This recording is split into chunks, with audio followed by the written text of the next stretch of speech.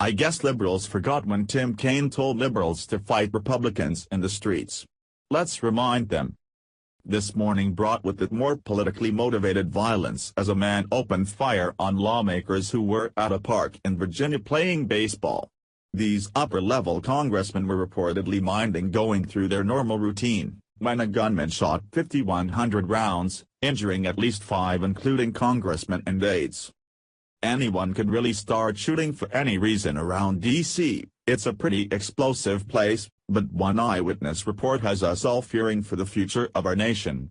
This is the report that Republican Representative Ron DeSantis gave to Fox News about his encounter with who he assumes was the assailant just moments before shots were fired. Via Fox News Insider. Rep.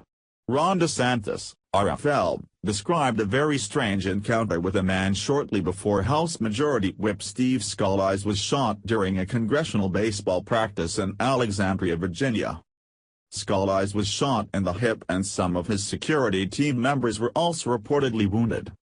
DeSantis said by phone that he and another congressman were leaving when a man asked them whether Republican or Democrat members of Congress were on the field. The Democrats serving their constituents want to tell you that their violent rhetoric is just hyperbole, but apparently, some are taking it to heart. Apparently, they're whipping people up into such an emotional frenzy that they're actually going out and targeting Republican lawmakers while they're trying to have a nice time at the park, and shooting them, just for disagreeing. Thankfully, security and law enforcement were quick to respond and the event was devastating than it could have been. FYI, DeSantis said the man wasn't carrying anything at that time, but then a few minutes later, the shooting started. The gunman, who opened fire with a rifle, is reportedly in custody. The members of Congress were holding an early morning practice for an upcoming congressional baseball game. Senator Rand Paul, RK, said a massacre could have unfolded if police and Scalise's security team were not there. He said that he vaguely saw the gunman from about 75 yards away before the shots started. Paul said just minutes earlier, he was in the area where the shots were coming from but walked to the batting cage area to hit. The fact that these types of events are getting more common should tell us something about how the mental state of our country is declining.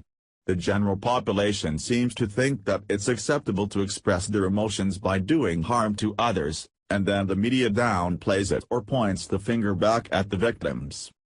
Tim Kaine, VP pick for Hillary Clinton's failed campaign, is a stellar example of this virtue signaling nonsense, as he's seen advocating for fighting in the streets against Republicans. Gee, I wonder how that's working out for you.